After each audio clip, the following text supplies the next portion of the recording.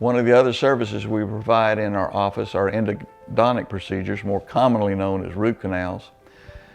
Historically, root canals have had a horrible reputation because people have thought that they were extremely painful. That's not the case any longer.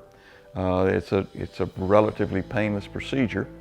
The reason that we do root canals is that the teeth have either been fractured down into where the nerve or the pulp of the tooth is, or they've had severe decay that have gone down into that area, or there have been instances of trauma. All of those can cause the pulp tissue, which consists of connective tissue, nerve tissue, and blood vessels. It can cause that to necrose, to die. And at that point, you can begin to get infection at the tip of the root of the tooth in the bone itself. The way that we do root canals is actually to go in and anesthetize the tooth, or remove all of that pulp tissue, the soft tissue that's within the tooth, and then sterilize that area and fill the tooth to the very tip of the root. It's a very effective way of eliminating those infections, eliminating the pain, and preserving that tooth for the patient. When we do root canals, again, the patient may come in quite a bit of pain, but once we have anesthetized the tooth and done the first procedure of the root canal where we remove the tissue that's inside the tooth, that pain is alleviated.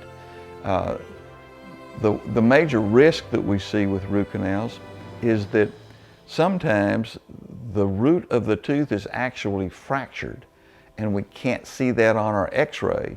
So we go in and we do that procedure where we remove all of the infected material that's inside the tooth, but we can't either see or remove any infected material that may be within that fracture.